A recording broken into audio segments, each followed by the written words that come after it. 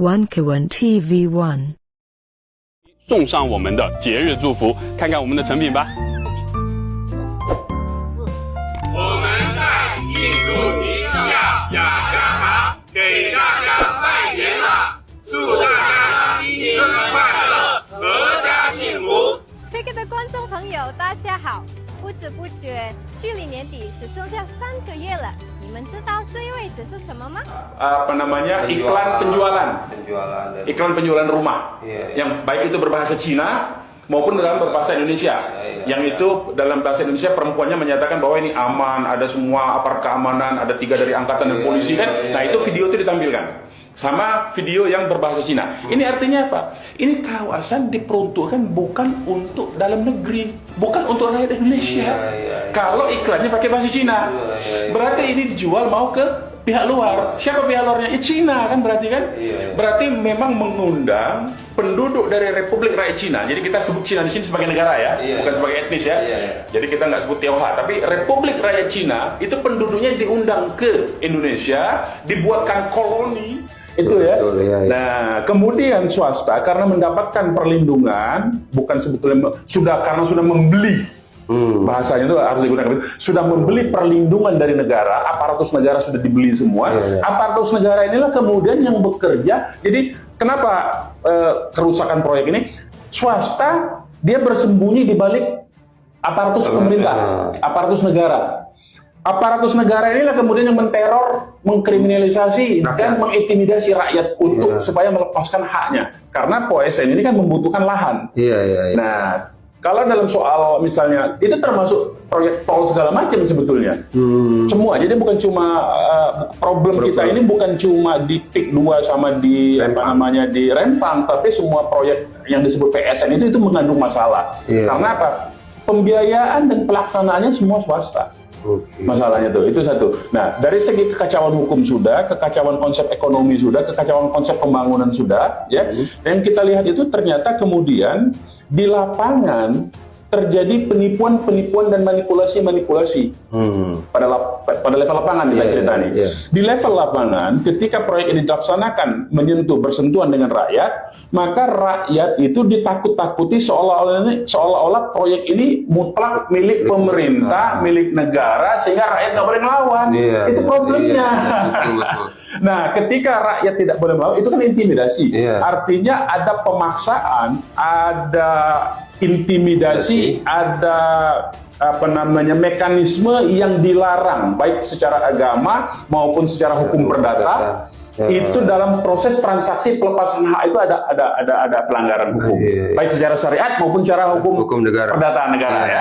Nah, jadi dua-dua itu mengandung apa pelanggarannya itu? Tadi itu satu misalnya contohnya di PIK. Kita bisa masuk ke kasus sekarang ya. Tadi kerangka sudah kan. Sekarang bisa kita masuk ke PIK.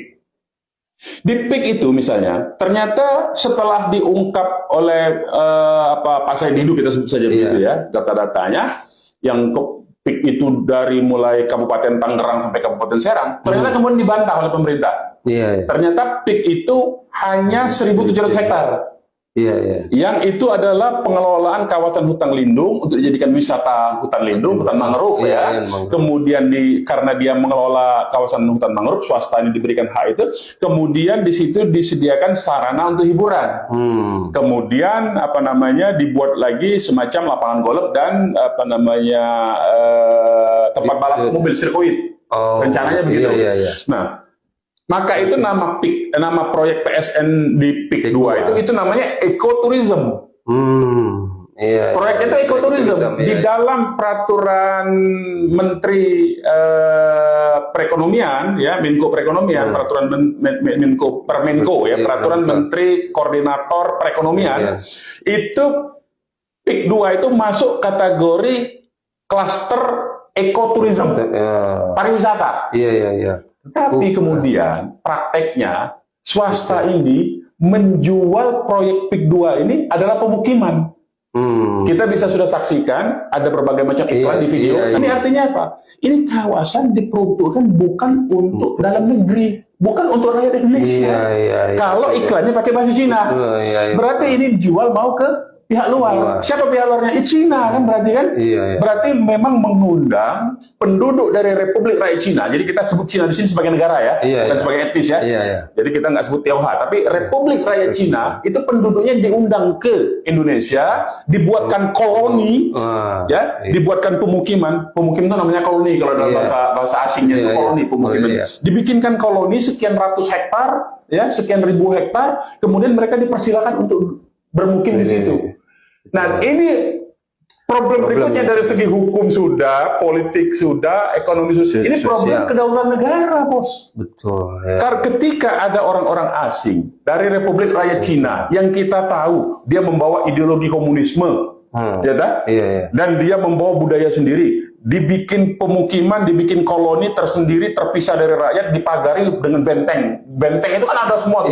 Benteng seperti benteng pemukiman gitu kan, kawasan perumahan itu kayak kalau di Yahudi dulu dia bikin apa namanya itu pemukiman Yahudi, ghetto kalau dulu. Kalau di Eropa tuh Yahudi itu bikin ghetto namanya, disebut ghetto. Kalau ini bikin pemukiman, koloni Cina, koloni dari orang-orang Republik Rakyat Cina masuk ke sini dibentengi karena kan rakyat tidak bisa mengakses. Kita lihat di dalam video-video yang sudah dilansir oleh Pak Said Didu, itu pagar-pagar tinggi semua. Nah, artinya ini terpisah antara rakyat Indonesia dengan penduduk koloni ini yang berasal dari Republik Rakyat Cina yang membawa ideologi komunis. Nah, dia masalah dari segi kedaulatan dan keamanan negara, ya, ini langsung di bibir pantai, bos.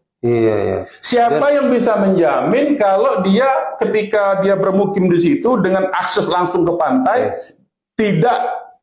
Siapa yang bisa menjamin bahwa mereka ini bukan bagian dari pasukan infiltrasi negara asing yang kemudian mereka karena ada pangkalan Republik Rakyat Cina, pangkalan militer Republik Rakyat Cina di Laut Cina Selatan atau di Natuna Utara itu, siapa yang bisa menjamin bahwa ini tidak menyuplai senjata di sini? Ini problem, ini tidak dipikirkan oleh penguasa-penguasa Republik ini. Ya, belum lagi kong kali kong secara hukum tadi itu, misalnya Permenko, Peraturan Menteri Koordinator Perekonomian itu yang khusus untuk PIK 2 dan BSD ya, itu baru termasuk Rempang juga, itu baru terbit setelah proses pemenangan pemilu terjadi di MK umumnya itu. Jadi itu baru terjadi sekitar bulan Mei. Setelah MK memastikan menang, ya kan? 15 hari setelah itu keluarlah Permenko itu yang tahun 2024 itu. Jadi nampak sekali bahwa proyek ini adalah barter dan itu sudah keluar di wawancara aguan di Tempo bahwa dia banyak membantu menyelamatkan muka Jokowi dalam kasus IKN.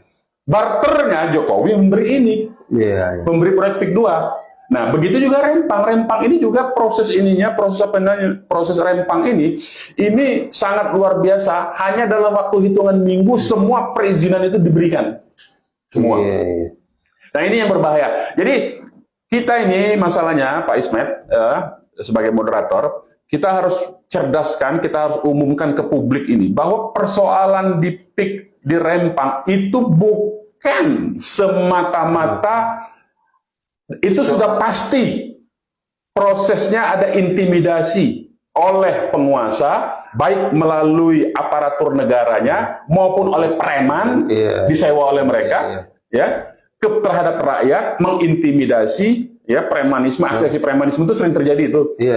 Kemudian ada proses kriminalisasi, di Rempang sudah banyak masuk penjara, ditakut-takuti penduduknya untuk melepaskan tanah, Kemudian juga bukan sekedar soal penindasan terhadap rakyat kita, saudara-saudara kita, karena ini semua Muslim. Tapi adalah ini masalah kedaulatan negara. Jadi bukan persoalan ganti rugi ya? Bukan persoalan ganti rugi. Itu yang harus diluruskan semua masyarakat. Ini harus diluruskan. Masyarakat ini jangan terbawa itu soal harga. Bapak-bapak, penduduk, rakyat kita semua. Kalau Rempang dia paham. Dia mempertahankan tanahnya. Apalagi Rempang itu berhadapan dengan Singapura. Dan itu jalurnya jalur Selat Sunda, Selat Malaka. Ya kan, jalur perdagangan. Dan itu lebih dekat ke Natuna, ke pangkalan militer Cina. Jadi mereka punya kesadaran itu. Nah, persoalan yang dibikin-bikin bahwa mereka tidak punya surat tanah, lebih dulu mereka tinggal di situ, Pak, daripada ada berdirinya negara Republik Indonesia ini. Itu nggak bisa menyatakan mereka tidak punya surat. Lagi. Karena kalau sama-sama tidak punya surat, itu pengusaha-pengusaha tidak punya surat. Kenapa diberikan ke pengusaha? Kenapa nggak ke rakyat? Iya, betul. Masalahnya kan begitu. Jadi negara ini pengelolanya, pengelola negara, rezimnya ini, Erlangga Hartarto dan konco-konco Jokowi, ini pengkhianat masuk kategorinya. Betul. Ini dalam konteks kedaulatan. Benar-benar. Nah, itu persoalannya. Jadi bahaya tuh karena ini seperti bentuk negara dalam negara itu ya. Ya, sebetulnya bukan negara dalam negara lagi. Ini negara menindas negara sudah sebetulnya. Jadi kita itu hanya dijadikan lahan bancakan, hanya diperalat jadi negara boneka. Sebetulnya kalau negara dalam negara dia enak. Ada negara di dalamnya negara dia beroperasi. Ini enggak. Negara swasta ini menguasai negara aslinya. Itu persoalannya. Itu lebih jadi ini sebetulnya bukan negara dalam negara, tapi yang diistilahkan oleh senior kita itu adalah state corporate crime. Jadi negara korporasi yang jahat ini. Jadi karena mereka mengendalikan negara aslinya. Nah, negara asli ini yang berhubungan dengan kita sebagai rakyat, tetapi state corporate crime ini yang berlindung di balik itu, tidak tersentuh. Sehingga kita ini selalu diadu domba antara rakyat dengan aparatus negara. Nah, ini yang mesti kita kasih tahu ke rakyat ini bahwa ini bukan persoalan semata-mata ganti rugi yang rendah. Bukan. Ini persoalan kedaulatan negara. Ini persoalan keamanan negara, ini soal kesalahan konsep pembangunan, di situ ada kekacauan hukum. Nah, itu saya kira.